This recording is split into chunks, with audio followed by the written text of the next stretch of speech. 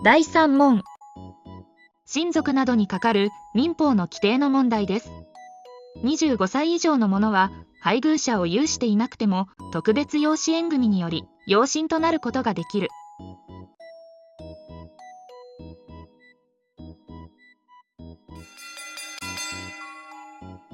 それでは正解です。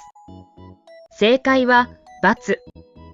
特別養子縁組により養親となるには配偶者のいる方、夫婦でなければいけません。